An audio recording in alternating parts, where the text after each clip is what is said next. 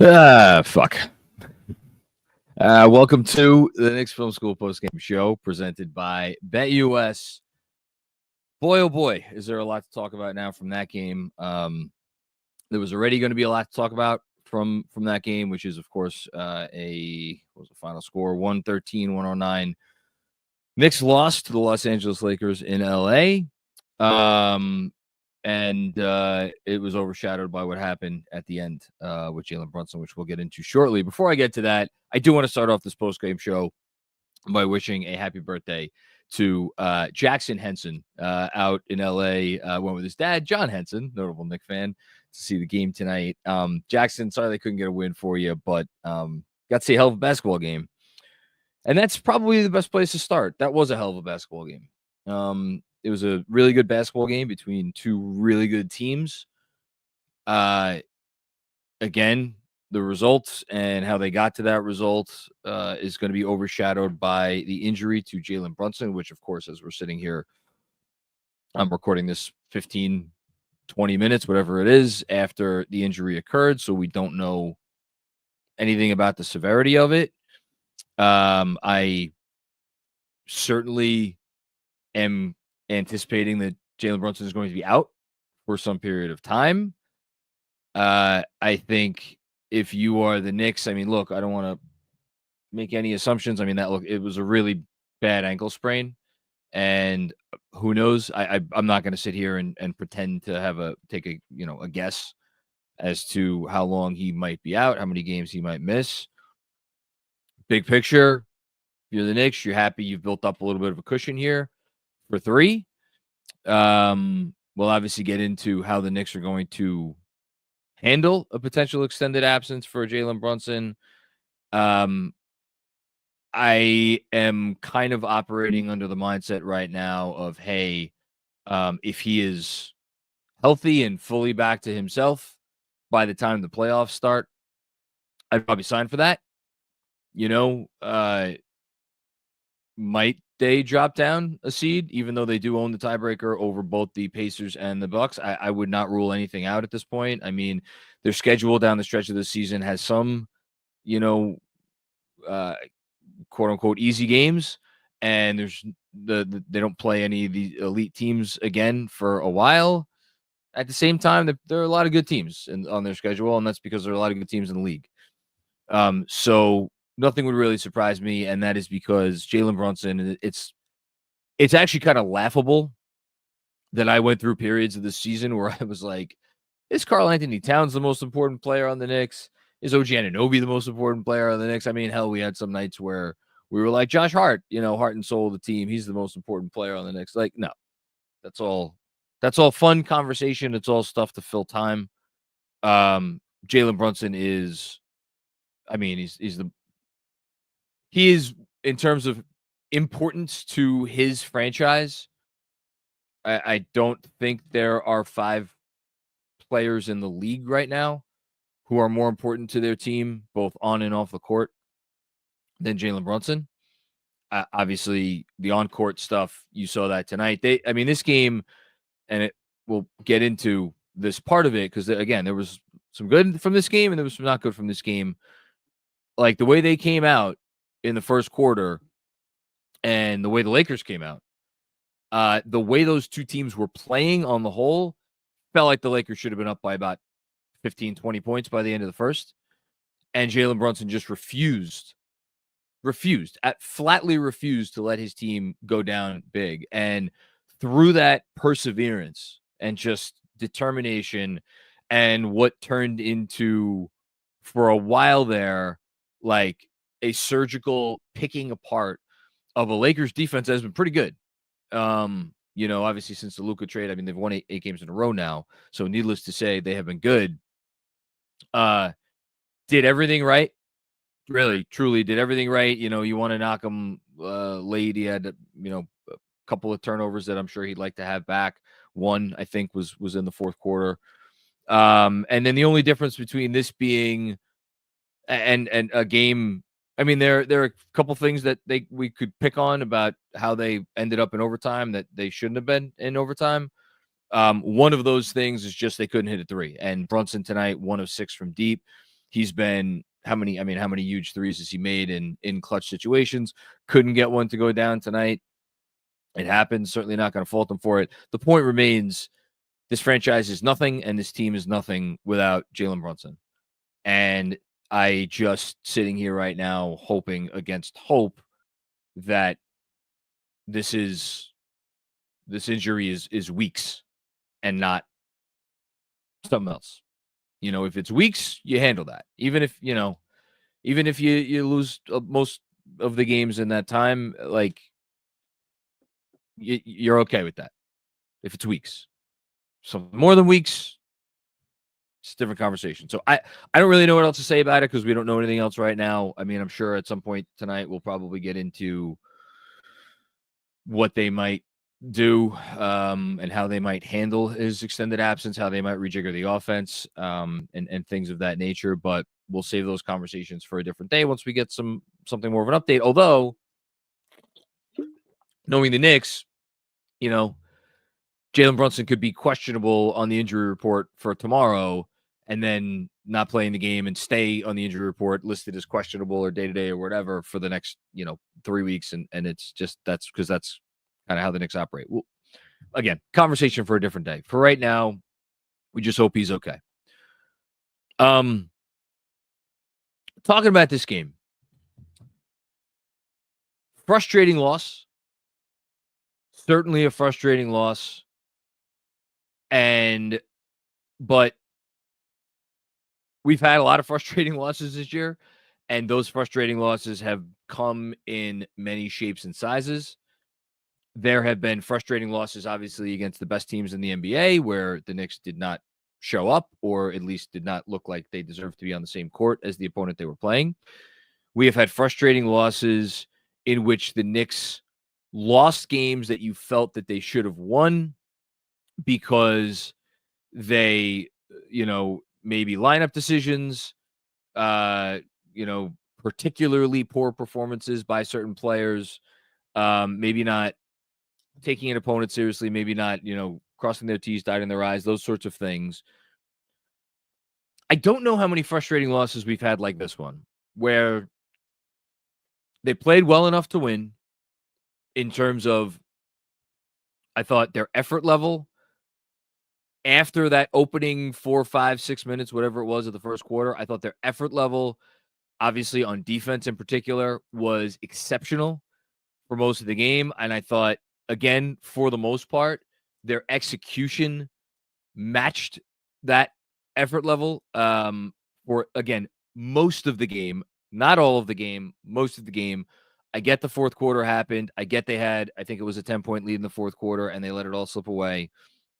I get all that. And I get we are going to get into the reasons why that lead dissipated and whether or not they could have done anything to stop it. But if you are putting the Brunson injury aside, to take a big picture takeaway from this game in a way that is positive, I'm going to point to the defense. Obviously gave up 99 points to the Lakers in regulation. And the way the Lakers came out, it looked like they were going to score 199 points. So to limit them eventually to 99, I thought was really good. Yeah, the Lakers 3-point shooting for much of the game was very poor. And then in the fourth quarter, they turned it around. I actually, hold on, I have it right here. So coming into the fourth quarter, the Lakers were 7 of 27 from deep. In the fourth quarter, they were 5 of 11 from deep. So, look, if you want to turn around and you want to say, it wasn't good defense, the Lakers were just missing threes. And then in the fourth quarter, they started making their threes, and that's all it was. I personally didn't read it that way. I thought there was some genuine defensive improvement. I thought they were at the point of attack, they were good. I thought their contests were good. I thought they were not getting blown by. And if there was a defender that got penetration off of the, initial rotation or whatever, I thought the rotations tonight were really good. We saw a lot more switching tonight, willing switching, including switching Karl-Anthony Towns, like repeatedly letting Karl-Anthony Towns switch onto Luka Doncic. Were there some really rough Karl-Anthony Towns defensive possessions, particularly towards the end of the game? Absolutely.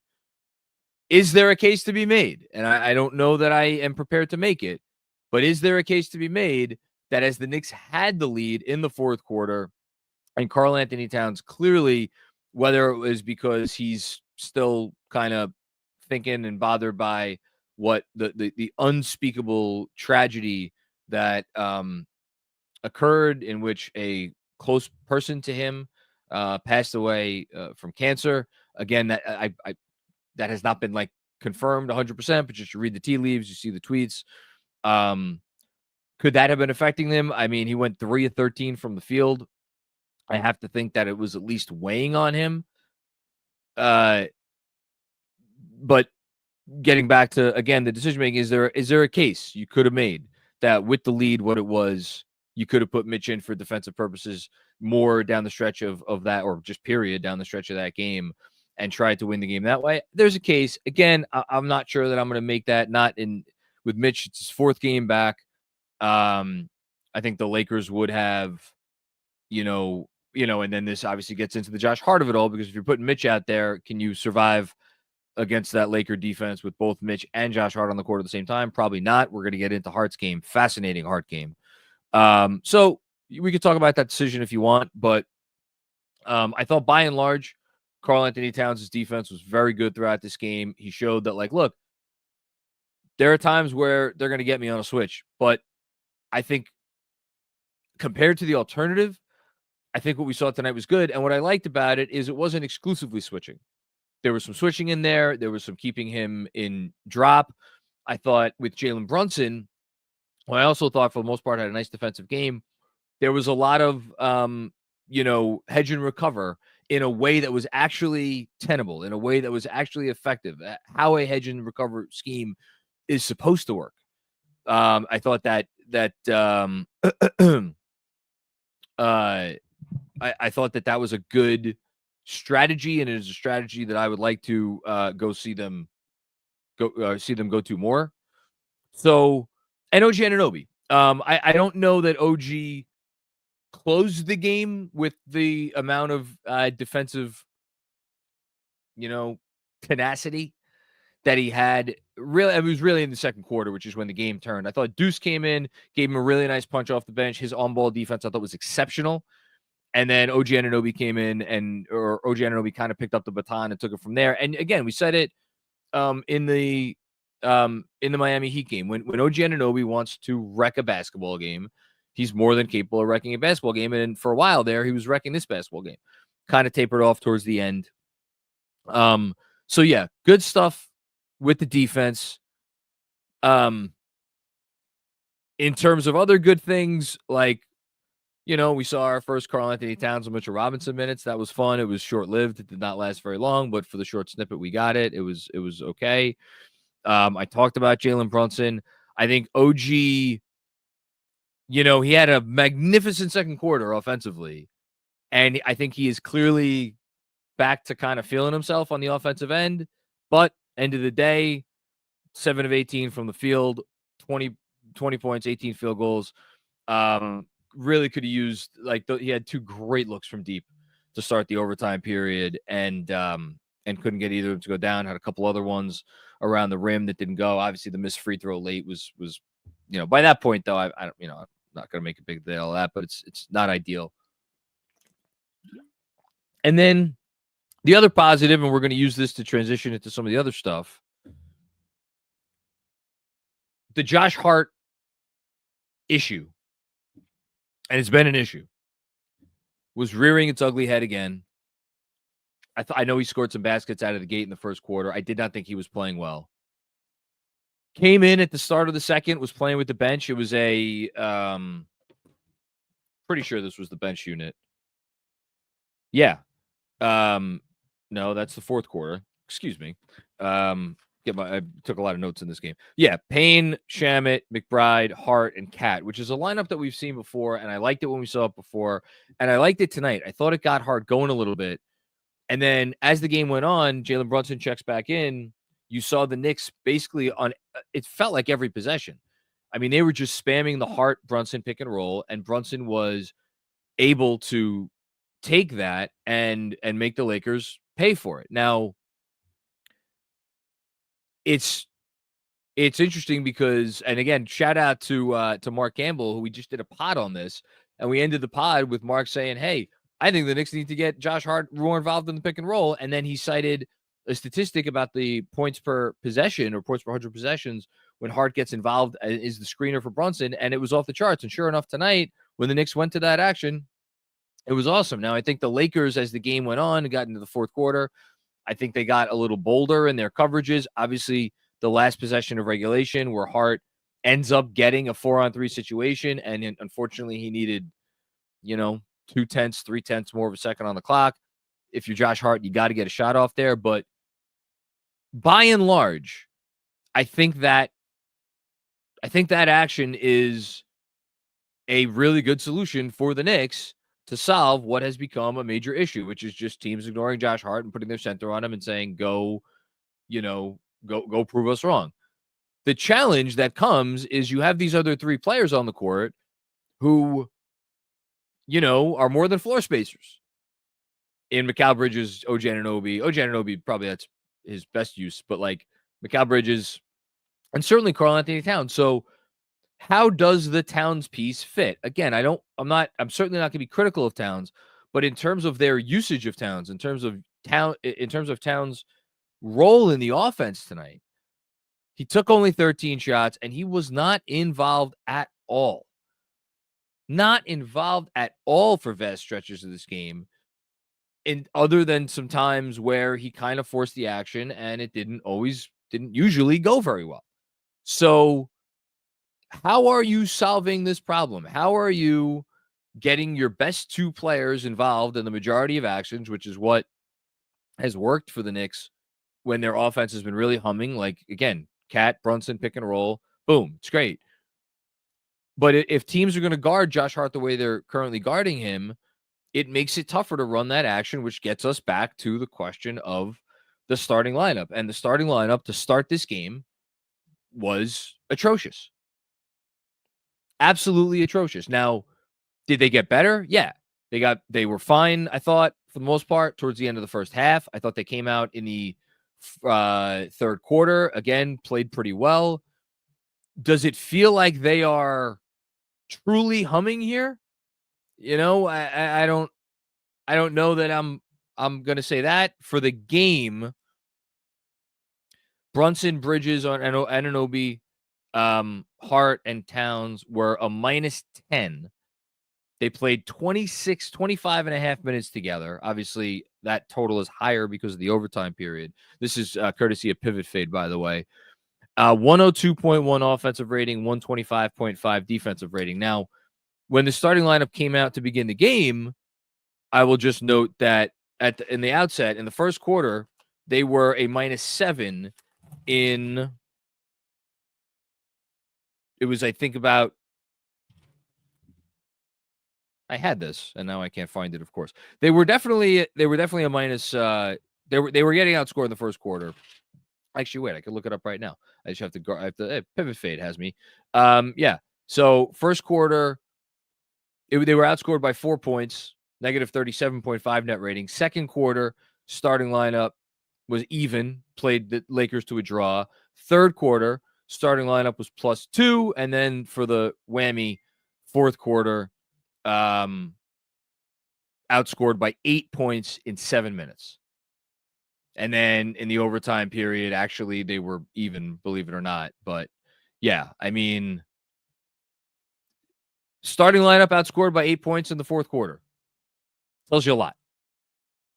Did they have good looks? Yeah, they had some good looks. And I'll also go back to another theme of this game, which is that they had a lot of looks that in the moment it felt like would have really helped maintain momentum or shift momentum or stem off a tide. Campaign had some great looks from deep. Deuce McBride had some great looks from deep. Deuce McBride 0 for 4. Campaign 1 for 6. Those two guys have been massive parts of the Knicks' success this year. They are among their best players in terms of on-off percentage or on-off rating. They go 1 of 10 tonight combined, Campaign and Deuce McBride. If another one or two of those shots go down, guess what? We're not talking about an overtime game. We're talking about a Knicks win in regulation. So you have that. You know, as a team, they shot 10 of 43 from deep. Again, Lakers, were they shooting bad for most of the game, but at least they ended up 14 of 42, Knicks 10 of 43.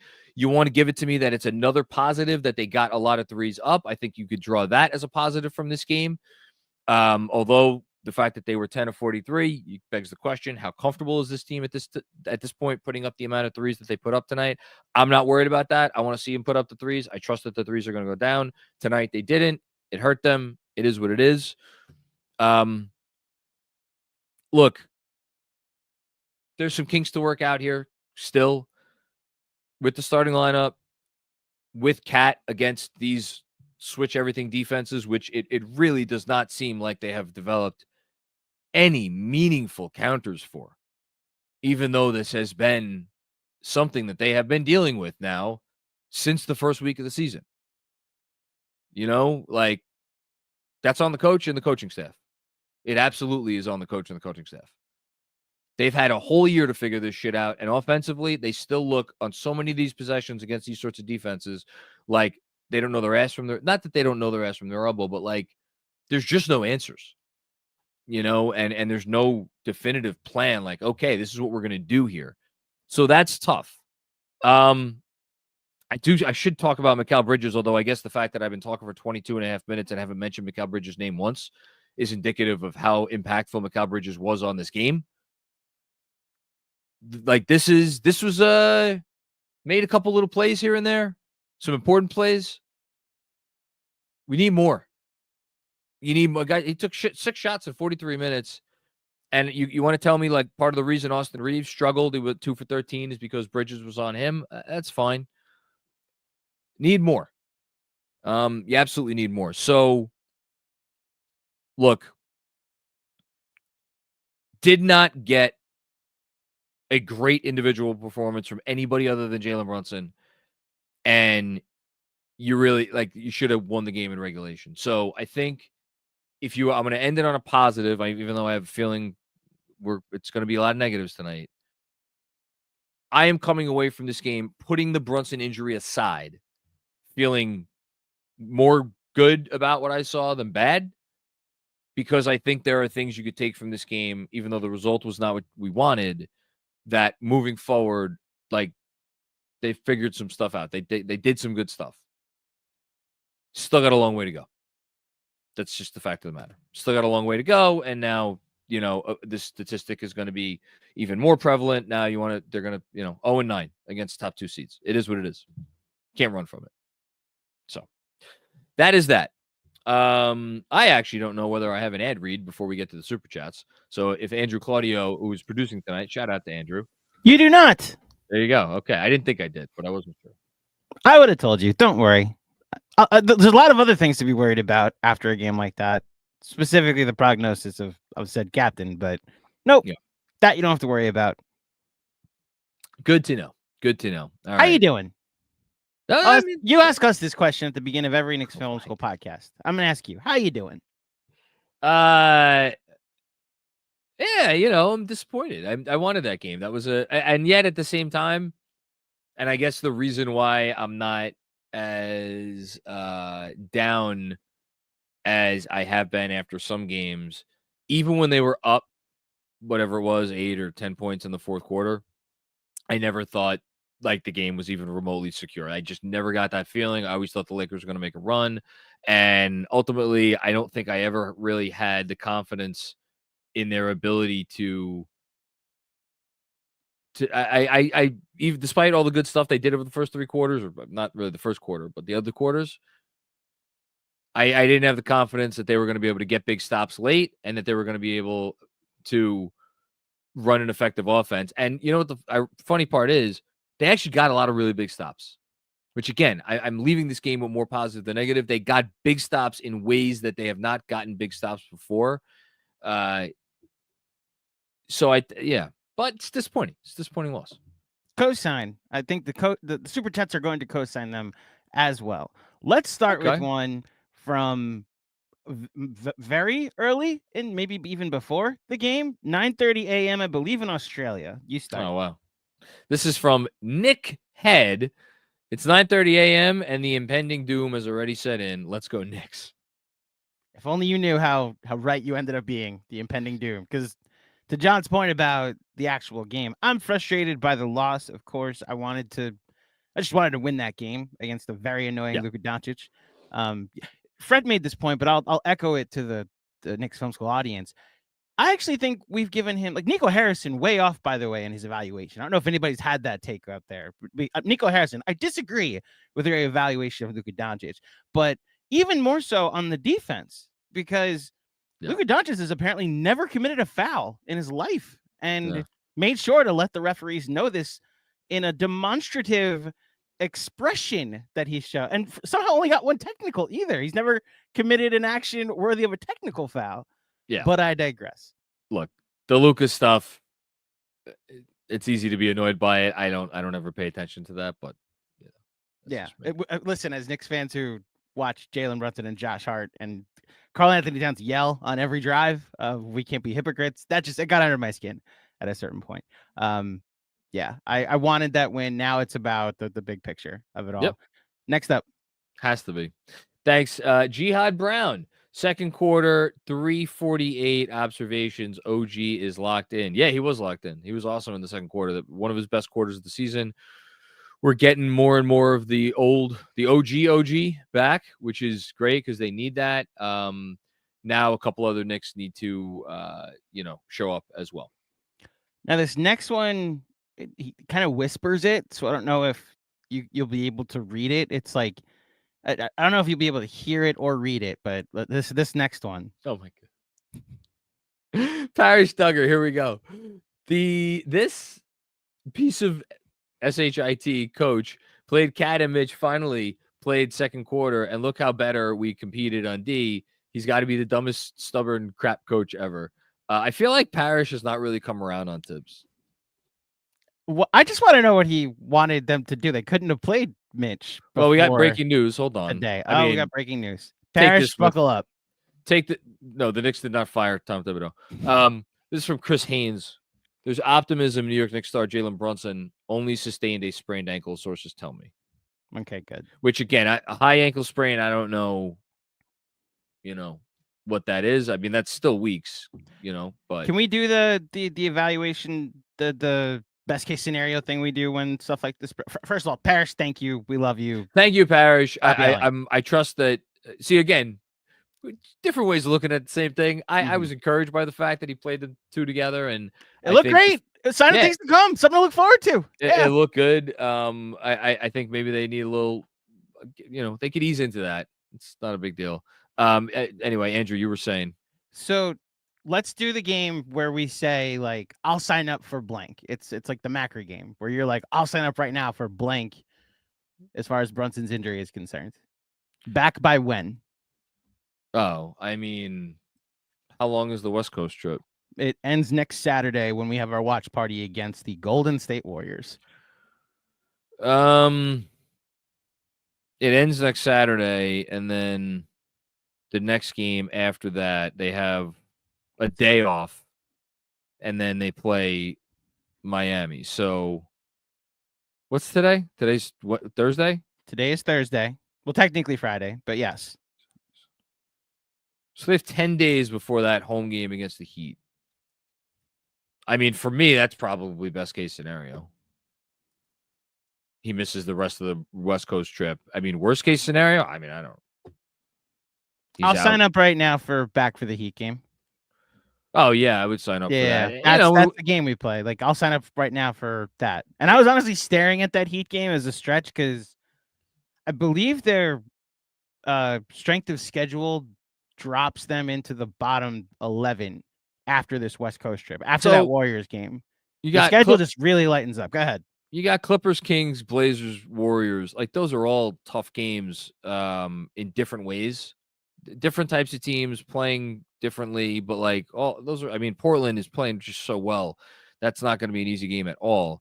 And then you got the Miami game, which we'll see what's going on with that. And then you have a little reprieve here at San Antonio, at Charlotte, and then Washington at home. And then who would have thought that this was going to be a walkover game? Mm-hmm. Then Dallas at home. So that's 4 straight. So that's why, like, even if this West Coast trip is like disastrous, and I guess 0-4 would be truly disastrous. If they go 1-3, is that like, it's not ideal. I still think they can, and I don't know if I say they should go 2-2.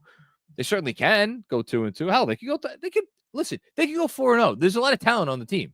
There are ways that I won't spoil what Fred texted us earlier tonight, but he's gonna have a campaign statistics in an upcoming article of his that is very impressive. Like, I trust campaign despite the fact that he didn't do much tonight. God knows I trust Deuce McBride.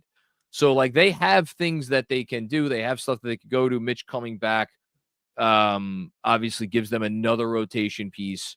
So, like, I don't want to bury them just yet. But, like, again, thinking worst case scenario, he doesn't play on the whole West trip. They have a really rough West Coast, experience. Can I just pull up the standings very briefly? Go ahead. So, I have him here if you want. But yeah, I have him. So right now, the Bucks are 3.5 back of them. The Pacers are 4.5 back of them, and the Pistons are 5.5 back of them. Again, they have the tiebreaker over the Bucks and Pacers. Look, how much does and then there's another question of how much the seeding really matters. Like, if they drop down to 4, depending on some other stuff that happens, you could argue that might be for the best. Although, be careful what you wish for. So I don't know. Look, hopefully he's back soon, and I still want them to win a lot of games down the stretch. How about that? I agree. For the big picture of it all, though, I don't honestly. It's a don't drop to 6th thing for me, which that's like the worst way I could think about this. But I don't even think that Detroit can catch them. Like, that's the absolute worst case. So if they were to drop into the 4-5, I'd still have the confidence. And look, for anybody that was like, oh no, we have to play Boston in the second round. Well, that would be avoided if you get down to 4-5. Look, the sooner the better with Brunson, but I also want them to take it safe, which I think they will. Yeah, I'm sure they will. But he's also an insane person, and he's going to try to make it back as soon as possible. So, yeah, look, you trust your medical staff, and you go from there. So I'm going to go down to the off the stage. That's phrasing. I got you. I'm going to go down on this post-game stage. Yes. I'm going to go down. I'm going to go off. I'm going to get off. KFS After Dark, folks. Yes. You're going to go down and get off. Go down and get off this stage. That's great. Yes, John. Would you like me to go down? You. It's on you. Do you want me to go down? I can't even say any words in response to that. So, I can't even look at you. I'm looking at, this is my ceiling. You have the controls now because you have access to stream. Would you like? I do, so I could send you down. You can get me off. Jesus Christ. What are we doing? All right. I'm going to jump down. If you need a reprieve, I'm here. Thank you so much. I may need to crack open a beer. Iceman Sham, what's going on, Iceman? Tibbs lost us this game. Okay. That was me in the last game. I didn't feel the same way, but let's talk about it. Having Hart in the game, just having another defender shadow Brunson, we needed to have McBride down the stretch. So I'll push back against that here. Look, was it, as Benji put it, was it a lot of Josh Hart? Yeah, it was a lot of Josh Hart. I thought Deuce defensively was excellent. He couldn't hit a shot tonight. It is what it is. It's unfortunate. I thought Brunson and Hart were doing really good work on the pick and roll. And it was actually incredibly effective for the vast majority of the game. Did the Lakers, again, defend it better down the stretch? Yeah, they defended it better down the stretch. Give them credit for that. I would not have altered the lineup that was in the game. And I got to tell you, if anything, I might have had Mikal on the bench because Mikal, for me, was such a zero in this game. And I got to tell you, he's the guy that I am looking at more. And for all those people out there who are like, he disappears in these big games, these national TV games against these big time teams. Like what can you say about that? What can you say about that? I don't know. Thanks, Iceman Sham. Gabe Bain, what's going on, Gabe? We have the players to compete for a championship. We do not have the head coach to do this. He has proven he can't maximize the offense over and over. They're going through it right now. The offense isn't great right now. It doesn't look good right now. It doesn't look good coming out of the gate in these games right now. All that is true. I think to have the selective memory to forget that for like 3 months out of the first 3 months of the year, whatever it was, 2.5, 3 months of the year, they were on pace to be like the second best offense in the history of the league or the third best offense in the history of the league. I mean, as it stands right now, like I'm assuming they're going to drop. They're probably perilously close to dropping out of the top 5. They are in 5th. They're now a little bit behind Oklahoma City, and they're 0.5 points per 100 possessions ahead of the Memphis Grizzlies. So I get it. Frustrating. Very frustrating right now. They're the 5th best offense in basketball. I don't like you could give me a lot of criticisms against Tibbs. I think actually the criticisms that Tibbs has earned a lot more this season are more having to do with the defense and the offense. And if you want to talk to me about some of the lineup stuff too, that's fine, which factors into the offense. I think you got to at least pay a little bit of credence to some of those statistics that are out there here. Thanks, Gabe. Robert Cross is beyond angry. I'm sorry, Robert. Why would happen? I never know what prompts Robert to go up to the edge and occasionally over the edge. I don't know. I feel bad. Whatever happened, Robert, I hope you tell us and we find out. Yeah. Someone should get you off. Thanks, Robert. OG team. I'm done with Cat. Get him off my effing team. Okay. Well, I got to tell you, I thought these would be a little bit more positive. Oh, no. Oh, no. Again, these are the initial. I just logged on after a frustrating loss. Yeah, no, I got it. So, look, I've really enjoyed the Karl-Anthony Towns experience for all the frustrations that come with it. And there are a lot of frustrations that come with it. He is at times an extraordinarily frustrating player. I am certainly not going to get on him after this game, after the fact that he came through and played. What did he play? 40 something minutes, whatever it was.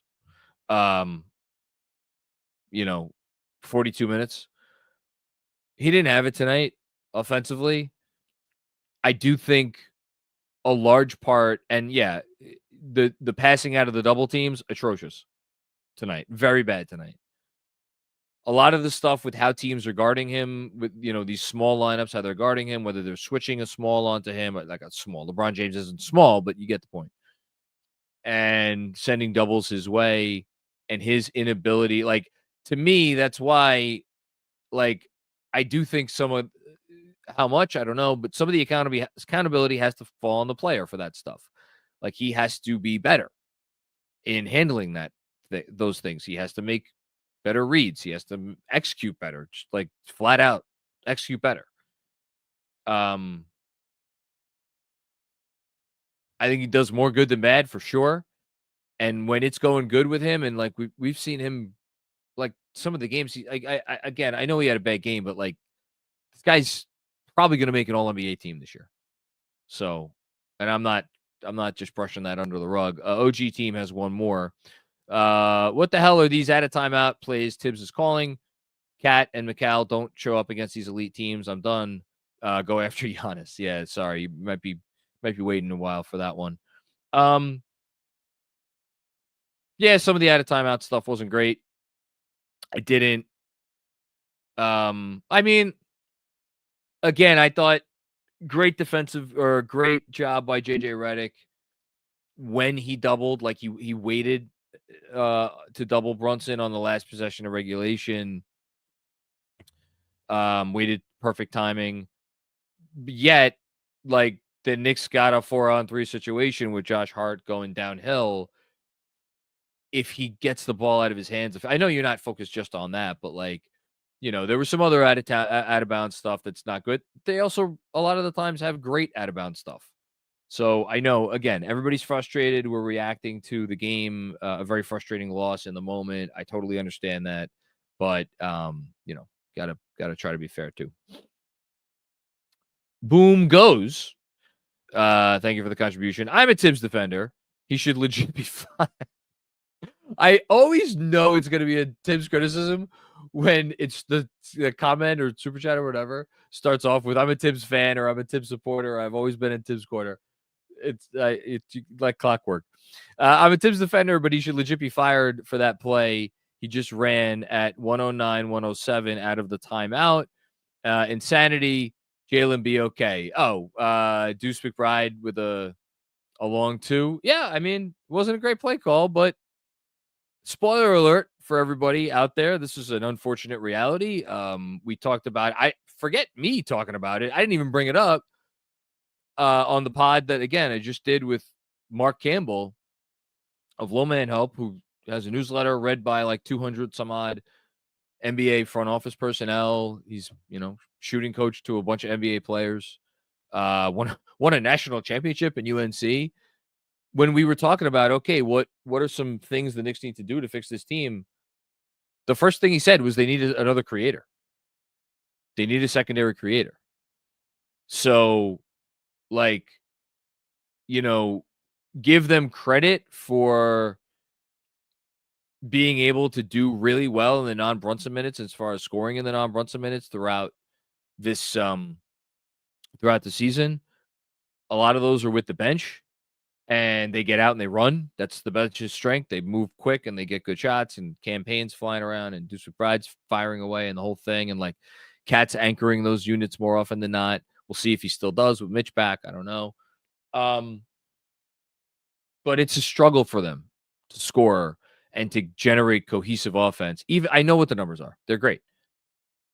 When you're in the fourth quarter or in overtime in this instance and the defense is locked in, and they're going to switch everything, and you have nobody else who could break a team down off the dribble because they don't.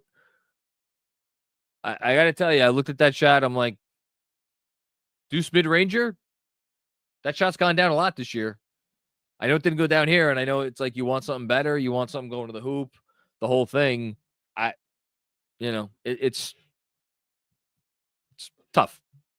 It's tough. Thanks, Boom Goes. JD, what's going on, JD? Kat and Mikal were both missing in action. Yeah, again, I'm personally, look, everybody can have their own thing with this, and he's not injured. I get it. He's not injured. He was not hurt. But, just I would caution everybody who's critical of Kat tonight to think about a time in your life when you had something really bad happen. And it can be really difficult to navigate, just like basic shit. So I'm not going to get on him. Mikal Bridges, I will get on, because this is not the first time. It's not the second time. It's not the third time. This is becoming a trend with Mikal not showing up for these games. Andrew asks me, get on or get off. JD, number 2 ranked offense, my ass. Okay. So, again, I get it. I get it. When things do not go well in big moments, it makes you feel like all of the stuff that has happened over the course of the season is worthless and it means nothing. That's not the case. There's a lot of really good stuff here. And the funny part is I thought they did a lot of really good stuff in this game. Defensively especially, but even offensively, I thought they really had it going for a stretch. I mean, scored 33 points in the second quarter. And even in the third, I thought they did some nice things. It was really down the stretch where they faltered. Thanks, JD. Kevin Danishevsky, what's going on, Kev? Well, this is going to be a funeral It's amazing. I guess I say it every year. There's half a dozen or so games where I just come out of it with a completely different feel than the vast majority of fans. And I this is one of the half dozen, because putting Brunson injury again, the whole thing is putting Brunson's injury aside. I came out of this more encouraged than discouraged. Like they were 0.3 seconds away from winning this game in regulation, and you would think that I mean, like as you said, it's a funeral. I don't see it that way. Christian Mitchell, what's going on, Christian? It's time to finally see this team and coach. Brunson hides a lot, and we shall see what they are made of. Brunson does hide a lot. He's an MVP caliber player, but guess what? A lot of MVP caliber players around the league hide a lot of deficiencies on their team. That's why they're MVPs, because of their value.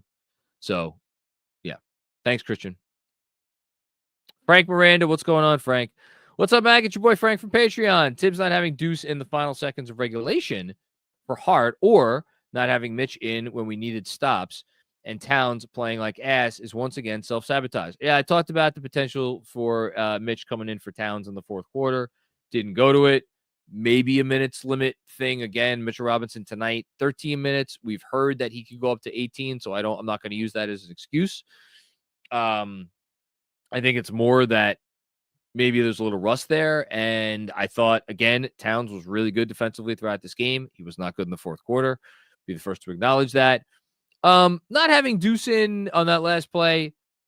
I must be seeing my own thing here, because I thought the Hart Brunson pick and roll was really effective for most of the game. And again, they got Hart going downhill with like whoever was in the game. It didn't matter. There was going to be a screen.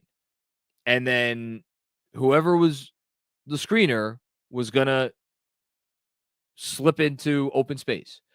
And whoever slipped into open space was going to get an opportunity to win the game. And I got to tell you, I'm as comfortable with Hart in that situation, being the screener and having that opportunity, as I am with anyone else on the team. Thanks, Frank.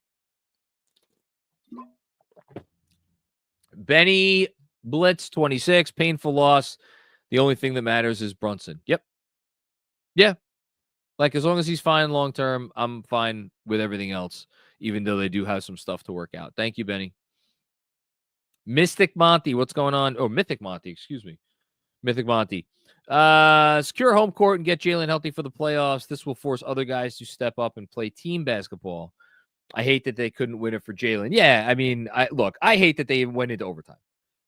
I hate that they went into overtime, because there were some plays there down the stretch that were more frustrating than others on both ends of the floor.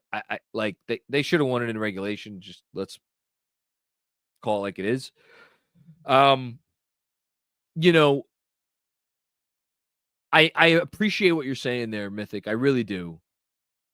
Forcing guys to step up. It's not about forcing guys to step up. It's about forcing guys to figure out like ways to generate solid offense without the guy who's going to break people down off the dribble. How do they do that? I'm fascinated to see this Clipper game, because the Clippers can play defense. So what are they going to do? How are they going to approach it? I don't know, because we've only seen Jalen Brunson miss one game this year, and campaign started. And if I recall correctly, they had a really good 3-point shooting game, and it was, I think, against a bad team. I know they won it. Yeah, it was against Utah. That's right. It was against Utah at home. And they shot, the Knicks did, in that game. Actually, they didn't. Oh, that's right. I'm sorry. I'm confused. They didn't take a lot of threes in that game, but they were very efficient offensively. They shot 55% from the field and 39% from three. So, but again, that was against literally the worst defense in the NBA. So I don't know that we could take much from that game. They're going to be challenged here. They're going to be challenged. Thanks, Mythic Monty. Pod saved the rivalry. That second chance, Vincent 3, felt like 2023. It was, man. That was the one. I think that might have been the one that was the toughest Laker make. Because the shame of it is they had multiple possessions in the fourth quarter where they couldn't grab the defensive rebound, and they stuck with it. Like they had it was midway through the fourth, right before Brunson checked in, actually. One of the guttier defensive possessions I think they've had all year, where they gave up at least 2, it might have been 3 offensive rebounds to the Lakers, and they stuck it out. That's what I mean. There was like a lot of that stuff in this game. A lot of really good stuff. But not enough. Not enough. Wesley Emmanuel, thanks for the contribution. Appreciate you. Parrish Duggar with another one. Cat, no shots, fourth quarter, and OT. Worst coach in history. Parrish, we've talked offline, and you've clarified that you think Tibbs is an A coach and they need an A+ coach. I gotta tell you, I don't get that sentiment from your super chat sometimes. Really, that's my read here. I think that major issue.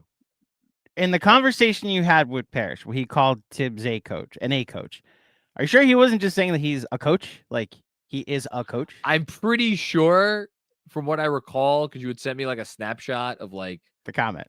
The comment. Yeah. But look, lost in translation. That happens on the internet sometimes. Parrish might have just been saying he is a coach. He does speak in all caps, so you never know. You never know. No, look, they're not fully actualizing Karl-Anthony Towns right now.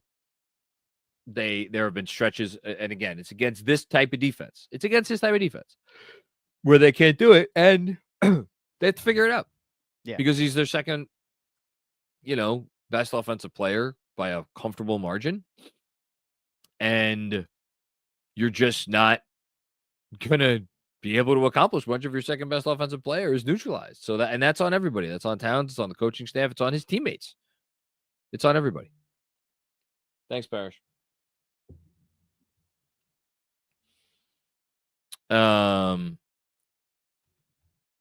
Darth Dream, what's going on, Darth Dream? Heaven forbid, Tibbs come up with an offensive system that's more dynamic than Save Us 11. Read and react can't be all. The after timeout plays are awful. Yeah, a lot of Tibbs criticism for the offense tonight. Wasn't the prettiest offensive game. I think we've seen the offense look really sophisticated at times this year. I mean, I don't, go check out all of the wonderful work that DJ Zulo has done this year in particular. He's great at diagnosing all these different actions and plays that they run. They run a ton of stuff. And it's not just Jalen Brunson go save us. I understand that that's the perception sometimes, and people are frustrated in the whole thing. They run a lot of stuff. Is it the most sophisticated offense? No, it's not the most sophisticated offense, but it works. It works. And didn't work tonight. Doesn't mean it's broken, but they have some stuff to figure out. Thanks, Darth. What I would say to Darth Dream is that I do co-sign if you're just talking about crunch time. Tonight was a bit frustrating, but Jalen Brunson is arguably the best clutch player in the NBA this season. So Save Us 11 has actually been a pretty good strategy at points. What I've loved for Cat to take more shots in the fourth quarter, a shot in the fourth quarter, sure. But it's always a good bet when you bet on Jalen Brunson. Speaking of making good bets, John, shout out to Let's hear a quick word from our good friends at BetUS. Look at that transition. Did you know BetUS also has a casino for all of a Knicks Film School followers who like slots or live casino dealers? Please take advantage of BetUS's amazing sign-up bonus. It's a 200% sign-up bonus up to $5,000. Or if you're into crypto, 250% crypto sign-up bonus for up to $5,000. Get ready for a rush with the BetUS Casino. Generous promotions and tournaments make every play even more rewarding. Sign up now, experience the difference. Use that promo code YouTube150 and become or receive 150% bonus on your first deposit, as well as a 125% bonus on your next 2 deposits up to $2,000. Disclaimer, gambling involves risk. Please only gamble with funds that you could afford to lose, and all forms of betting carry financial risk. It's down to you, the individual, to make bets with or without the assistance of the information provided. Here we go. All right, we got a couple from Haitian Ferg. Here we go, my man. Get well, JB. Need Cat and Mikal to show up during JB's absence. Very winnable game, but Cat, subpar offensive game tonight, was glaring.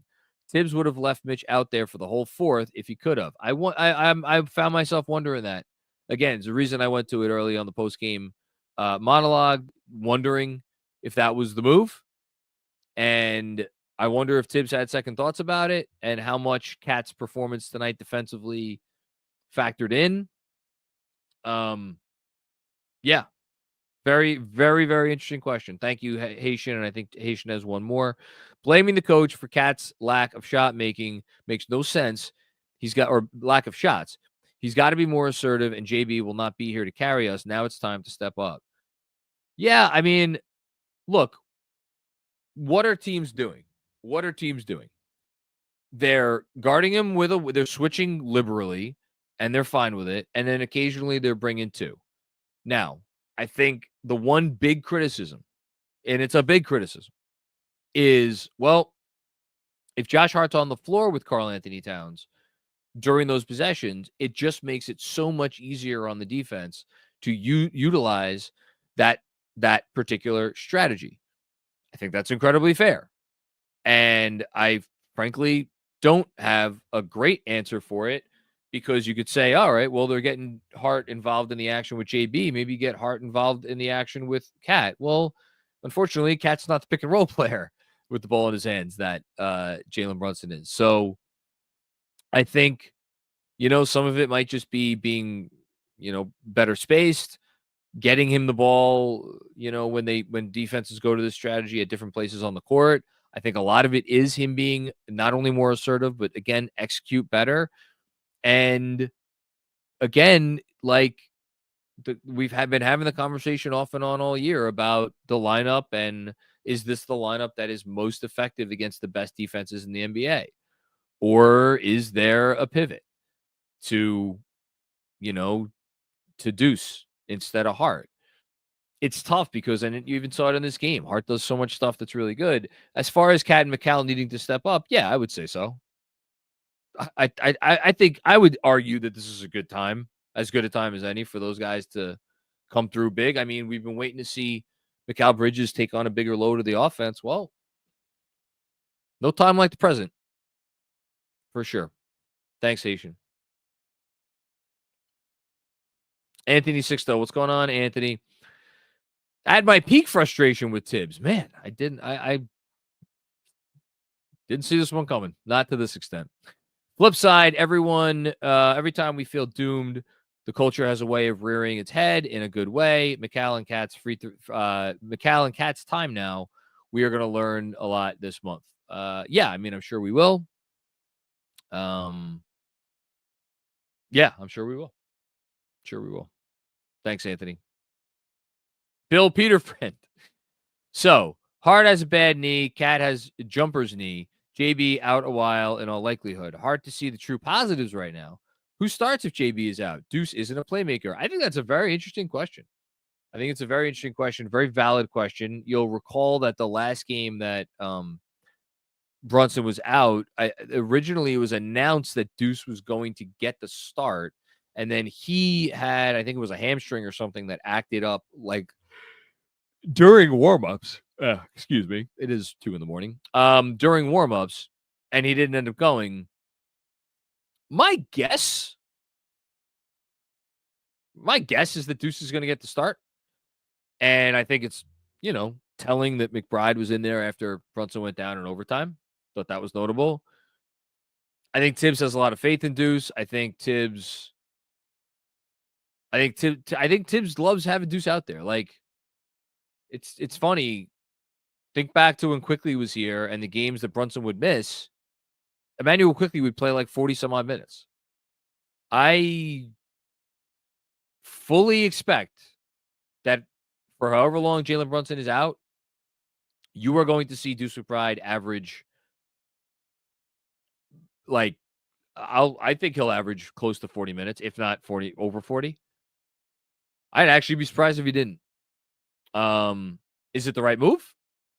We'll see. I'm sure we're going to see a lot of campaign, but I think Deuce is going to get an opportunity here. Thanks, Bill. Alfie Greco, what's going on, Alfie? Wanted to get on here complaining about coaching and the putrid fourth quarter offense, but none of that matters if JB is hurt long term. Get well soon, Cap.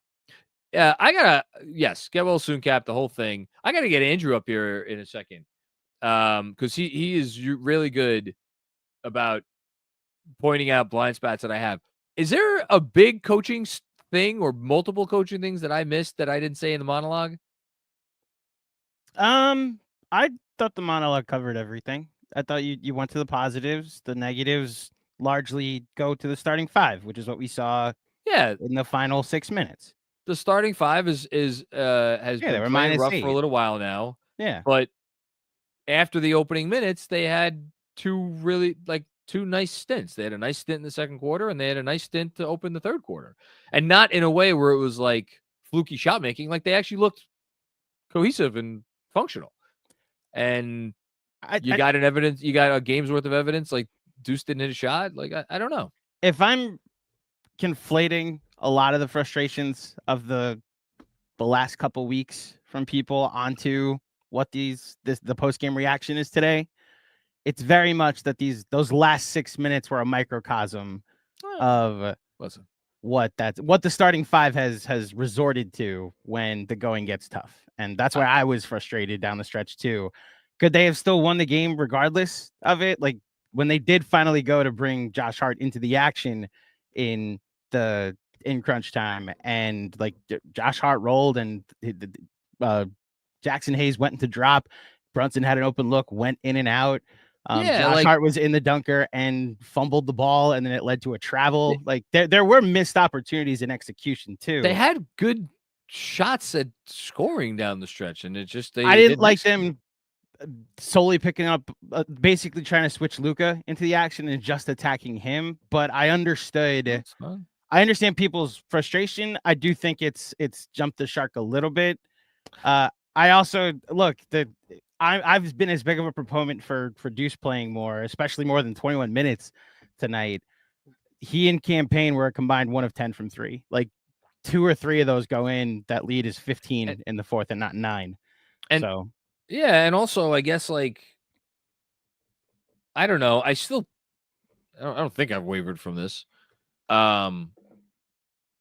This is the starting five this year. Like you're not going to get a different starting five this year. This is the starting five this year. Like they may, unless it's Mitch. I don't think that the Deuce thing's ever happening. The Mitch thing may happen. I personally would be surprised. But we'll, we could bet a Red Bull or whatever on that. I saw this as a chance where you had the starting five playing again, second, third quarter. It wasn't perfect by any stretch. It was the best basketball they've played in a while, the starting five. So, like, give them a chance down the stretch to close it out. We were texting about it at the time, and I was like, I don't have a huge issue with it. It wasn't an obvious, like, the Warriors game was Josh Hart's playing detrimental basketball. Which is why I said what I said. Yeah. I didn't think this was detrimental basketball being played. And the things they countered to try and take advantage of what the Lakers were doing as a result of like Josh Hart being in the game, I thought they could have executed a little better. Yeah. Now, does that go to the bigger picture question about should you be trying to counter when they're doing things with Josh Hart in the game? Sure. That's a question we could have been answering for the last couple of weeks.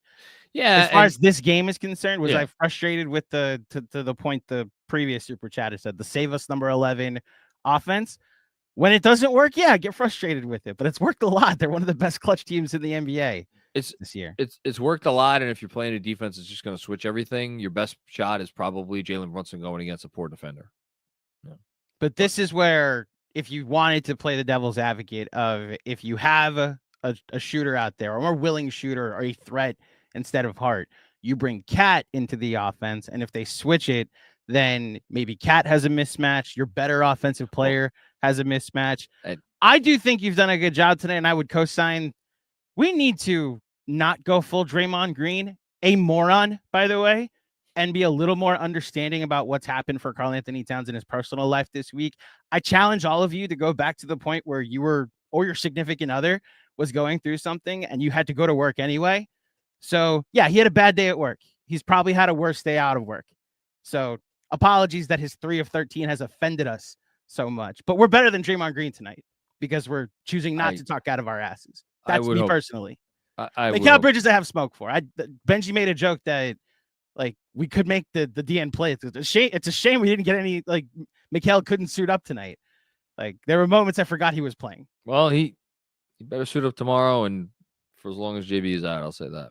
Mm-hmm. All right, thank you. I was just You're welcome. I do think the Tibbs frustration down the stretch, I was frustrated with the offense too, but I also thought there was some poor execution, and the Lakers have been the best defensive team since January 14th. So, like, it is what it is at a certain point. Honestly, my biggest frustration is Josh Hart take the midi with 2 seconds left. Like, you had a wide open look, and you chose to go for a layup.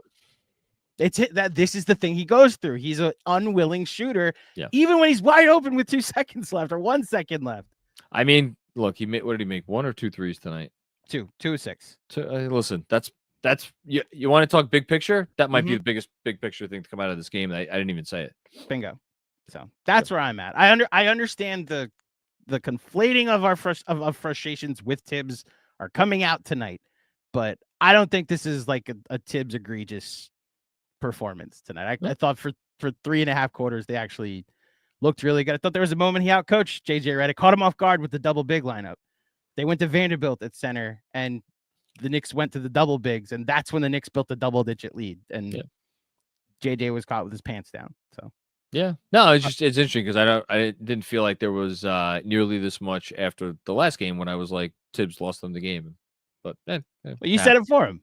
That's why. I guess I did. Yeah. Now they feel the need to say there it. You go. Yeah. All right. Thanks, Alfie. Kevin O. Peterson, what's going on, Kev? Sort of big picture point. The best organizations admit their mistakes early. I just don't see Mikal here as a long-term fit, especially with the offense and the coach. I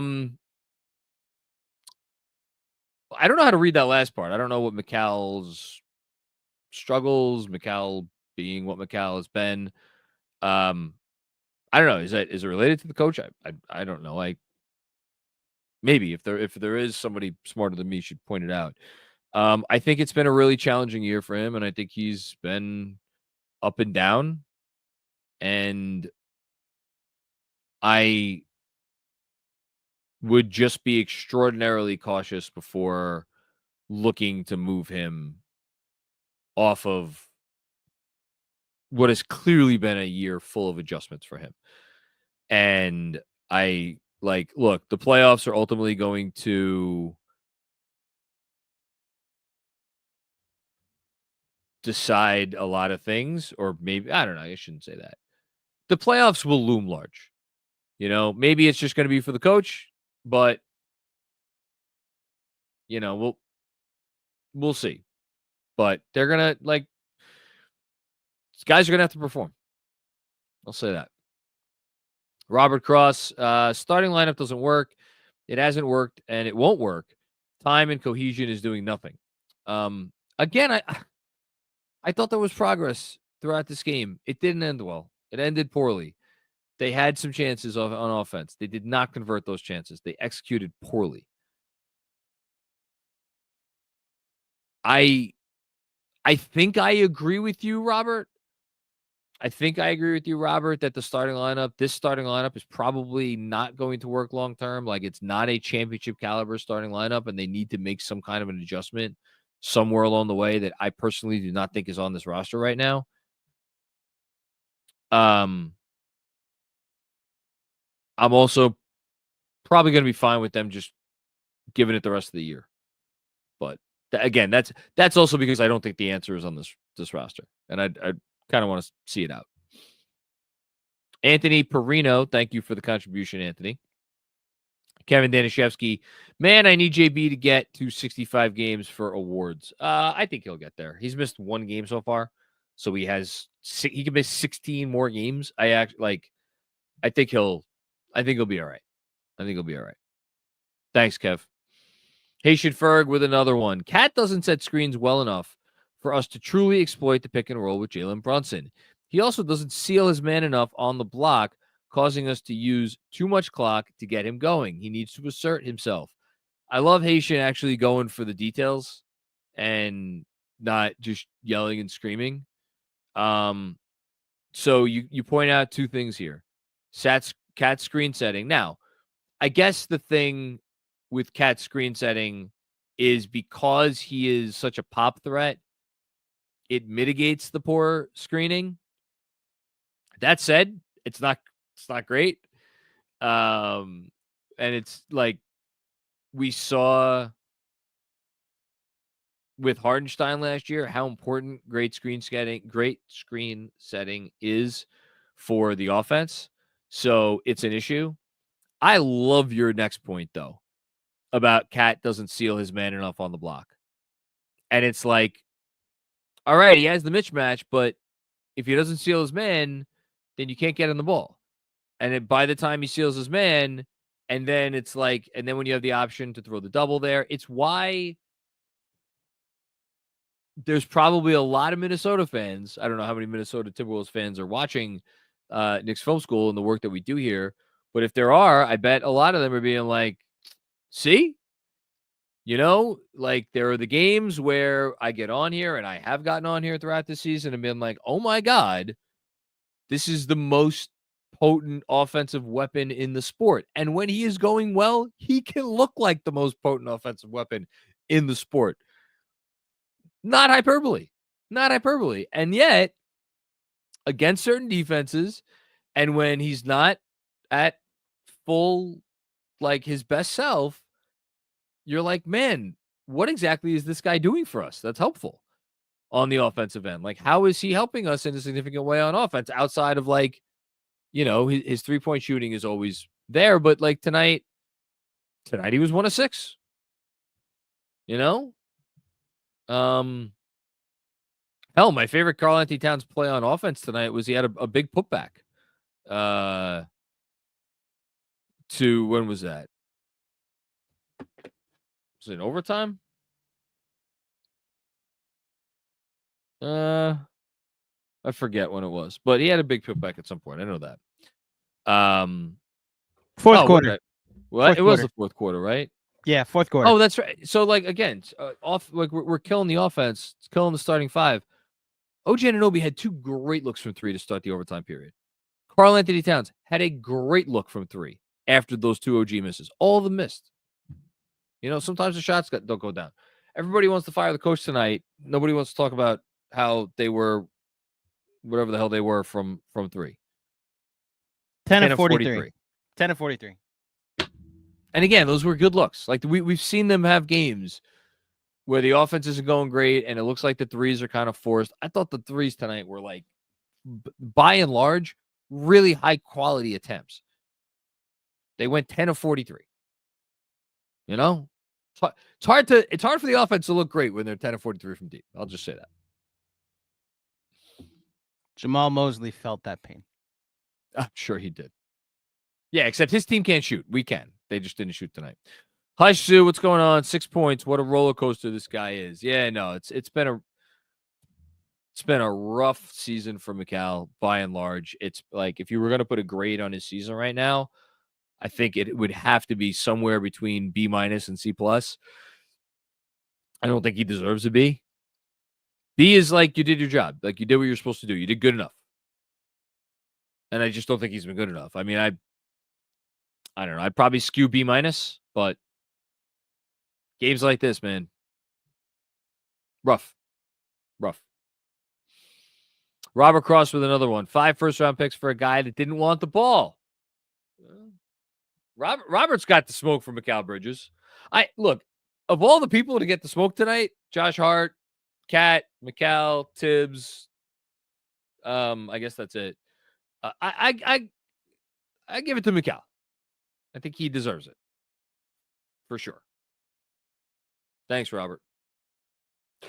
Don't bother me. I'm busy. Indeed, you are.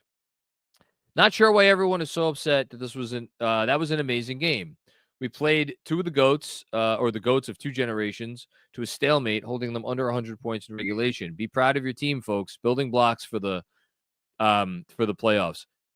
Busy people were reaching out to me asking if I had been, body snatched after the monologue of the last game where I said that Tibbs lost them the game. This positivity from you, man. Should we send someone to your house to check and make sure it's you at the computer? I don't know. No, I mean, obviously I agree with you. I like, again, I'm frustrated. I'm sure you're frustrated. Clearly people are frustrated tonight, but they did really well to be in that game for as long as I thought they showed a lot of grit. I thought they showed a lot of toughness to weather what was an atrocious start. And with, I cannot speak enough about the defensive possessions that they had in big, big, big moments where it looked like the Lakers were going to break them. And they held up for the most part. But again, if they're going right on offense and they're hitting the shots they usually hit and their players are playing as effectively on offense, and yes, I'm looking at you, Mikal, and again, I'm giving Cat a pass, but like he wasn't great offensively tonight. Their bench couldn't hit a shot, all those things. If they do those things that they normally do, and that's very reasonable to expect them to do, what you saw on defense tonight, that's going to be enough to win, I think, against even the teams that they haven't been able to beat. So, yeah. Thanks, Busy. Another one from Busy. Andrew decided to show up for work today. How gracious of you to honor us with your presence tonight. Oh, that's good. You're right, Busy. I never work. You're totally right, Busy. I never work. And guess what? Get very used to me on this West Coast trip, Busy, because not only am I producing tomorrow, I'm hosting tomorrow. I was about to say, get more used to Andrew than me. I have off. I think the next. What do I? The next. Just tomorrow. Just tomorrow. Just tomorrow. Then you have the Portland game off and the Warriors game off because we have the watch party. So your other West Coast trip game is Sacramento. Yeah. Well, but you're welcome, Busy. You're welcome that I decided just once to show up for work. Andrew's all about the vacation days. Totally. That's me. Just taking off as I get off as much as possible. Indeed. Yeah. Any teachers out there will appreciate it. He's always checking his car. I forget what car stands for. It's the days you have in reserve to like use for off. Oh. Yeah. Rosina might have car. She might. Yeah. Doesn't get the chance to take him as much. I don't know if it's a different department, but yeah. Yeah. Anyway. Yeah. Okay. 2 from Sean, and then we'll do out of town. Great. Sean with a W. Mm-hmm. Luka had 5 fouls for 6 minutes and 39 seconds. Sigh. Yeah. Well. Yeah. If you ask him, he had 0 fouls in 40-something minutes tonight. Yeah. Some players get under my skin with how they go about their business on the court. Luka, for whatever reason, players complaining to the refs, I don't know. Generally, it doesn't bother me. But, yeah. And another one from Sean. 10 of 43 from 3. 25 of 32 from the line. Good night. Yeah. Yeah, there was a miss. Josh Hart missed a free throw, I believe, in the fourth quarter. Down 2, he missed a free throw. Or up 2, he missed a free throw. Made 1 of 2. They came down, hit a 3 to tie the game. Cat missed a tech. OG missed the free throw in the last second. Could have cut it to a 1-point game. Annoying. Hart 4-7 from the line. It's not what you want. Yeah. Thanks, Sean. Okay. Out of town scoreboard presented by, of course, our friends at T Squared Social. You should go to T Squared Social in person on 42nd Street, just on the block from Grand Central Station, and check out all of the great stuff that they have. And if you go anytime there's not a Knicks watch party, tell them KFS sent you, get a free draft beer. You could also go to tsquaredsocial.com to learn about club memberships, trivia nights, sports leagues, and much more. I again took a nap before this game, so I am probably going to be seeing some of these scores for the first time. We have the Bulls beating the Magic. Knicks fans, if you want to feel better about your life choices in the current situation with this team, go talk to an Orlando Magic fan in your life if you know any. You probably don't. That is an organization and a fan base that is down bad right now. To talk about going down, the Hawks did the Knicks, I guess, a solid. If you're worried about the standings, beat the Pacers 124-118. Celtics beat the cadaver of the Philadelphia 76ers 123-105. Warriors had to come back from, I think they were down 21 to beat the Nets 121-119. Rockets over the Pelicans 109-97, and that's it. That's your out of 10 scoreboard. Just real quick, shout out to the fine folks at the Sixth Man Show. The three of us have a group chat. They cover the Orlando Magic, and I forget what sparked the. Oh, that's what it was. They got a comment on their YouTube channel during their post game the other night from a Knicks Film School subscriber that subscribed to them because of our crossovers, and they said that win or lose, the Knicks Magic games have made me fans of you guys. And they were like, this season's been terrible, but thank you for the community. And I was like, I sent the Drake hugging the person to console them meme. Cause like you said, they've really gone through it this year. Yeah. And they're still one of the positive overall, I think, situations in the NBA. Like, I didn't think I was going to have to say the thing about like, go look at Philly or Phoenix or Dallas. And Dallas. Just look at Dallas. That's all you have to do.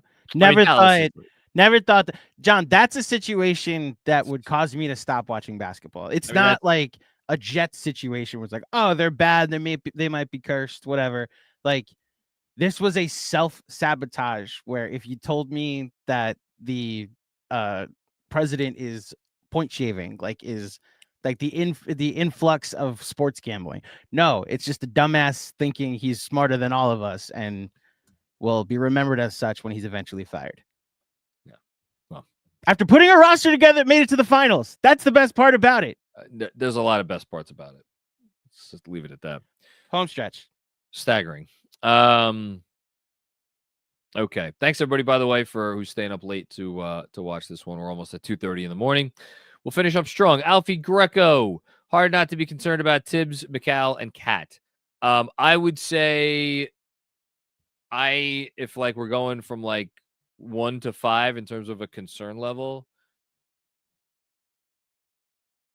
Tibbs, I'm probably at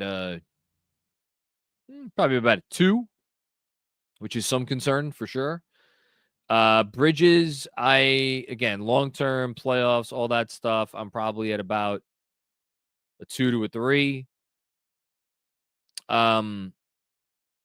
Man, Towns, with how defenses are playing this team specifically and his struggles to get out of that, I'm probably, again, between a 2 and a 3. I don't think any of those three guys rise to me to a 4 or a 5. That's me. So, yeah. Rage X. Mikal for Kawhi this summer. Who says no? I want Mikal out. Yeah, unfortunately, the salaries don't quite work there. I also think the Knicks say no. Thanks, Rage. Kevin Danishevsky. I am probably the only person who feels this way, but I'm excited to see Deuce with the starters. Not going to be pretty on offense, but the defense should be good.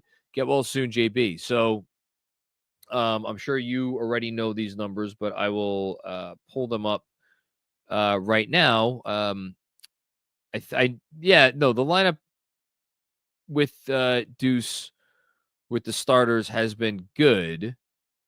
So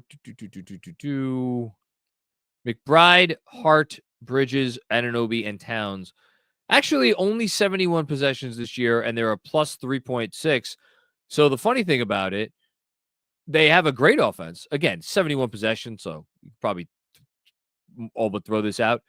125.4 offensive rating, 121.7 defensive rating. Teams are shooting 59.1 effective field goal percentage against those units. Again, McBride, Hart, Bridges, Anunoby, and Towns. But I'm excited to see it. I think it'll be good. I think it'll be Deuce, so we'll see.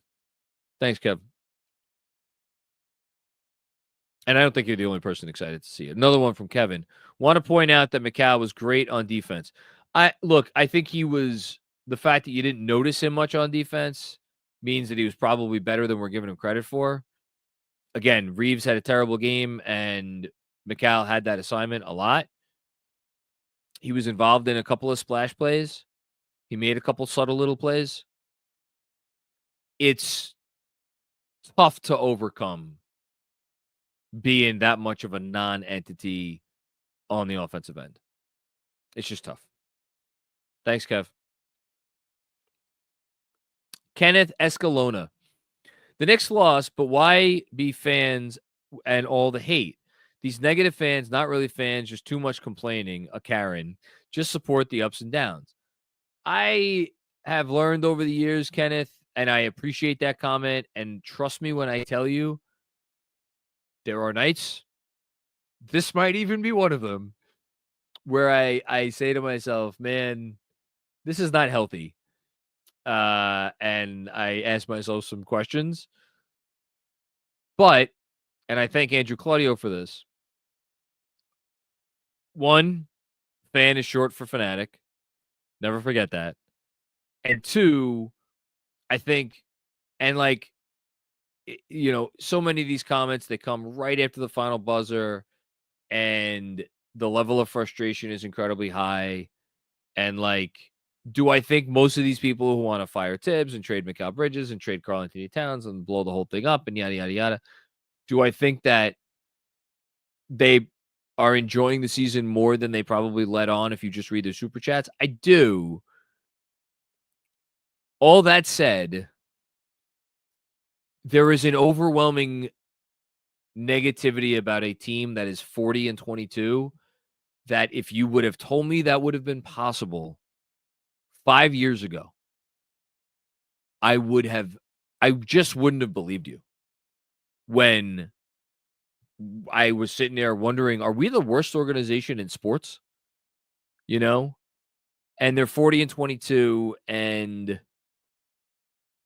you go with some of what you see here, and it's like, yeah, I think people still think that they're the worst organization in sports. Really, though, that's not the case. I think the frustration comes from the fact that people know that they are no longer in that place and they are in a much better place. And it's like, we're in a much better place. Why are we not able to figure this stuff out? You know, and it's like, oh, well, the coach must be holding us back, or these specific players must be holding us back. Like, it's a long season. It's really tough to win games. It's really tough to win games against really great teams. And that's a great team, or a team that's playing great right now. So I get it. Again, people are human. The whole thing. I would be lying if I said it did not frustrate me as well as you. Kevin O. Peterson with another one. Bridges has had such a brutal season. It reminds me a bit of Darius Garland. It's easy to point to coaching in Cleveland, but clearly there's a real issue. So I'm assuming you mean Darius Garland last year. Darius Garland had a very down season. He was just kind of off. Should we expect a bounce back from Mikal next year? I've been saying the whole season, like, I think it's been a really tough adjustment for him. You know, is that it? Is it going to get better? I don't know. Has it been a brutal season? I can't say it's been a brutal season. It's been a disappointing season. It's been an underwhelming season. Those are the adjectives that I would choose to go with. Danilo Peralta, what's going on? Peralta. Well, I do question the play calling of Tibbs. Cat and Bridges also have to demand to get themselves involved. They both seem to get complacent when having shooting woes. I think Bridges' complacency is more stark to me. Like Cat, I don't know. I know 13 shots isn't what anybody wants. I thought there were moments where he was assertive, and like in the fourth quarter, and again, you want to put this on the coaching, you want to put this on the point guard, you want to put this on all the players, whatever. He didn't get the ball. Now, to Haitian's point, a great point that he made, there are reasons that Cat has to take some of that blame for not getting the ball. But I think it's on everybody, and I actually thought that there were moments where he was kind of assertive in this game. I just Bridges for me is the one who's more deserving of the heat. Thanks, Danilo. Iceman Sham, and yeah, what's the point of having Mikal in the game if he can't be a shot creator when Brunson went to the locker room? That's fair. You want Mikal to have the ball in his hands on that possession? That's fair. I don't, here's the thing. Nobody who was in the game at that point, other than Josh Hart, was having a good game. And that's the thing. Nobody besides, I guess you want to say OG Anunoby. I don't think anybody wanted an OG Anunoby ISO on that possession. Thanks, Iceman Sham. Hush Sue. I'm not going to solely blame Tibbs, but does there need to be another voice to get a consistency out of Mikal Bridges? He's never, ever put in actions. How can we not feature the guy we sent 5 freaking picks for? It's fair. More stuff for Mikal Bridges. Like, I think, you ask yourself, what is that stuff going to yield, given how Mikal has gone about his business? When you put the ball in his hands, is he going to draw 2? No. Is he going to get to the rim? Probably not. Is he going to draw fouls? Probably not. Is he driving and kicking? Probably not. I think the fact that that Mikal is averaging what he's averaging is an indication that, like, it's not like the guy isn't involved in the offense. And this is one where I probably put a little bit more on the player than the coach. But that's me. Thanks, Hush. Orlando Arevalo, thank you for the contribution, Orlando. Oh, my goodness gracious. Thank you very much for the contribution, Orlando. Seriously. Thank you. KFS, love your content. Question, do you think Tyler Kolek needs to be more involved in our secondary unit? It's clear that after Brunson, we don't have another playmaker to run the offense. I mean, the last possession was an absolute disaster. I don't think the last possession was a disaster at all. I thought it was a good action, and I thought Josh Hart needed to shoot that ball. Like, you have a guy who's having a good game and a very skilled player inside the arc was rolling downhill. He just needed to rise and fire sooner. So we're going to agree to disagree that the last possession was a disaster. As far as Tyler Kolek, again, campaign's been really good. He was not good tonight. 100%. He was not good tonight. He has been really good. And he's not just good pulling up from 3. I think he's good running the offense. I think he's good. He's a good passer. His assist-to-turnover ratio is absurd in a good way. He gets into the teeth of the defense, the little floater game off the glass. He's a great passer on drives, great passer out of the pick and roll. So, like, I don't know. And he's been feisty on defense. So I don't know at this point if Tyler Kolek is giving you better than what campaign has given you. I can't, but at the same time, Orlando, I can't sit here and say that with any level of definitiveness because we haven't seen Tyler Kolek other than in Westchester. I think it's a very interesting question as to whether Kolek will play with Brunson out, because you figure, all right, if he starts Deuce, you got Payne off the bench, you got Shamet off the bench, you got Mitch off the bench. I mean, after that, I don't. It's gonna be interesting after that, but you're a little small with Kolek, so I think it's gonna be tough. But I think the hope is that next year you see what you got with that pick. Thanks, Orlando. Very much appreciate the generous contribution. Seriously. JD, what's going on? Again, JB, with the goalposts moved every year, every loss lately feels brutal. Has felt like a slog of a stretch the last few weeks specifically. That's, again, fascinating to me. And I don't want to like dismiss your feelings or your perception, because your perception is your perception and everyone's perception is, I'm not going to unvalidate that. They had an incredible win against Miami. They had an incredible win against Memphis. They had really fun late wins against Chicago and Atlanta, even though both of those games were closer than you felt like they should have been. It feels like a million years ago, but they had a really good win against the Indiana Pacers. And it really feels like a million years ago, but they had a really, really good win to start this month against the Houston Rockets. And then before the Laker game, you had the great win against Denver. You had the great win against Memphis. You had the great win against Sacramento. Like, there's been a lot of really high quality wins. Andrew's reminding me, they are 13-6 since January 17th. And the way you're like, again, you're saying it, the goalposts have been moved. 13-6, and 4 of those losses are Knicks Film School's fault because we had watch parties. Because the losses feel so brutal, it feels like they are 6-13, not 13-6 over the last, nearly 2 months. They've done a lot of good stuff. They did a lot of good stuff tonight. They had a chance to win the game tonight. They just didn't. Thanks, JD. Fountain of Hoop. Thoughts on what Draymond said? Draymond Green's an asshole. Draymond Green's an asshole. And I choose that. I use that word purposefully. This wasn't about him saying something stupid. This wasn't about him being misinformed. Draymond Green is an asshole. And he's proven himself time after time after time after time after time after time after time that he's an asshole. And some people are just assholes. We meet them every day in the world. Most of the time, because, the world is the way it is, being an asshole is going to prevent you from making it to the top or near the top of your profession. But in sports, you usually get away with it. And even that said, based on, I don't know anything, but based on all the reports that I've read over the years about how the team that he has helped lead to 4 championships has at times, their frustration level with him has gotten to the point where they have asked themselves questions about whether it's worth it, is all the proof that you need that he's an asshole. And he's thoughtless, and he's mean-spirited, and he's a bully.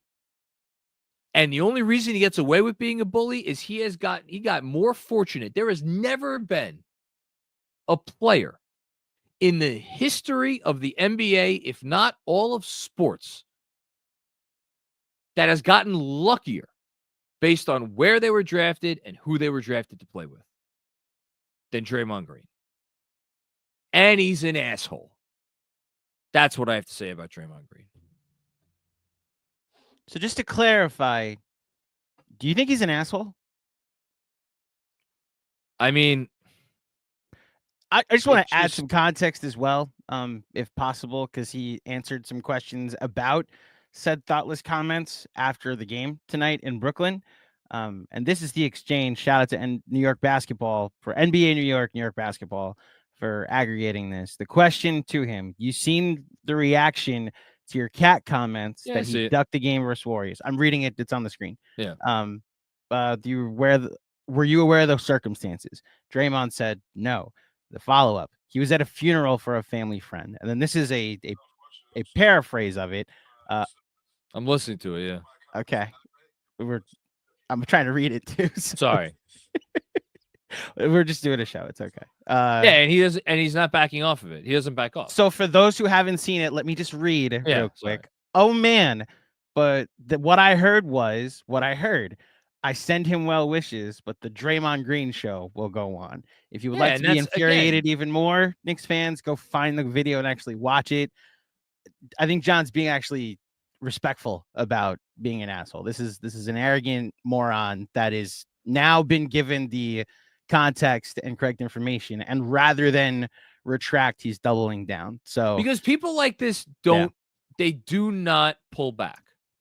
They do not pull back because then the whole aura that they have put on, the whole show, the whole song and dance, the whole wall, it comes down. And they know if that wall comes down, they are nothing.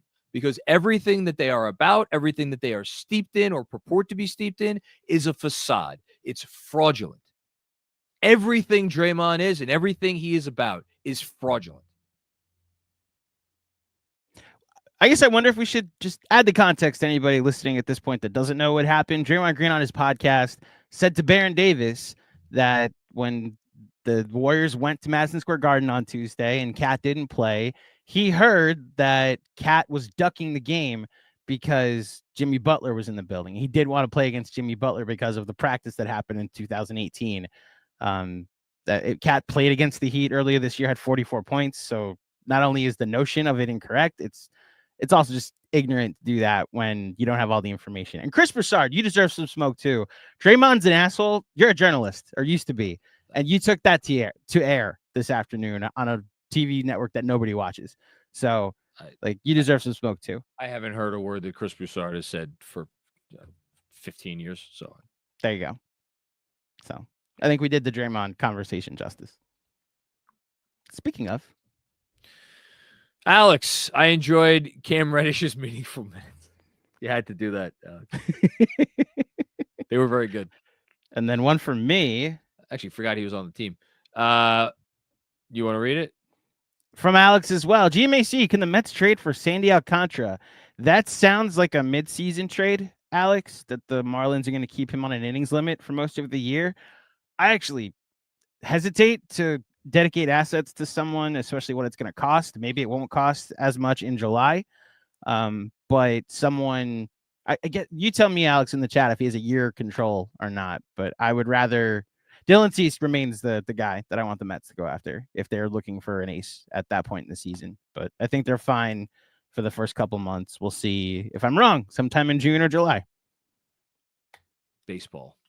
Baseball. Thanks, Alex. I was asked a baseball question. I gave a baseball answer. Go ahead.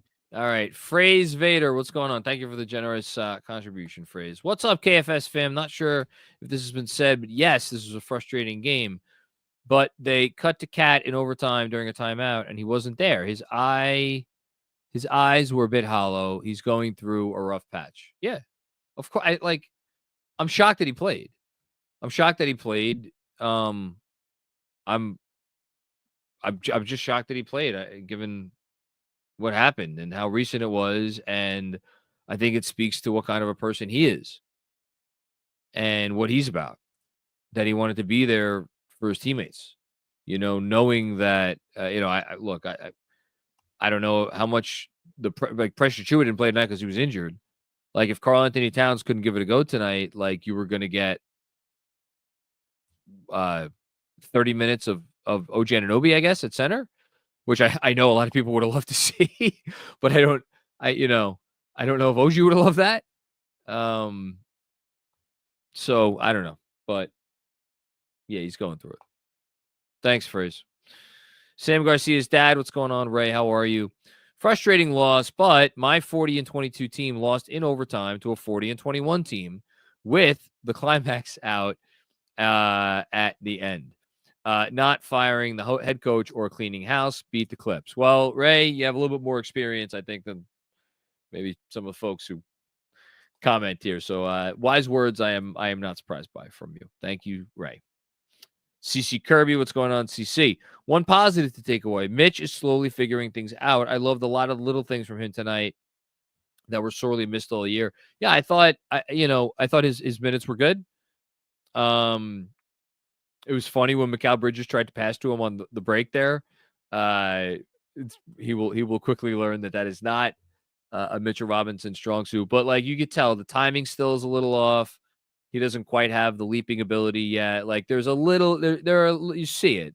He's not fully back yet, but based on what you have seen is very, very, very much a reason to get excited about what's to come. So I think that's a really good comment, CC. Thank you. Evan Schlossberg, I hope that I pronounced that correctly. Are you concerned if Brunson misses time that they could fall to the 4th or 5th seed? Look, I wouldn't rule anything out. If they fell to 5, that would be kind of tough. If they fell to 4, I don't know. Would I care that much? You'll have to ask me if that happens. But right now, is that my primary concern? No, my primary concern is that they figure out some of the issues that have been plaguing them all year. Although, again, beating a dead horse, I really thought they made some progress tonight on the defensive end. And that's something that I am taking away as a genuine positive. That I think that they could look at that and have real hope that it's a repeatable thing, because I thought it was repeatable. Thanks, Evan. Pit Lane formula. What's going on, Pit Lane? Mikal, 43 minutes, 6 points. Sit his ass down. I don't know what the solution is with Bridges. You want to talk to me about it's, call more plays for him.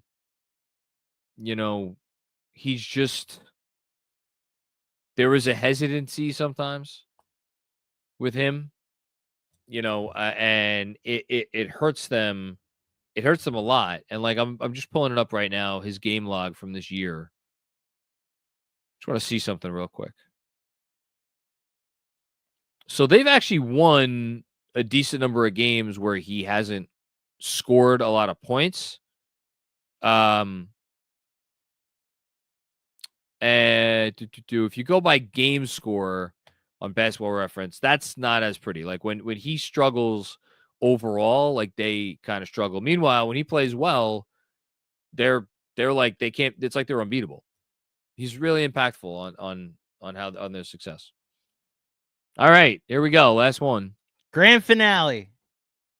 Parrish Duggar. Tibbs would be gone now if we had the old New York Post. That's pretty funny. So you're blaming Bondi.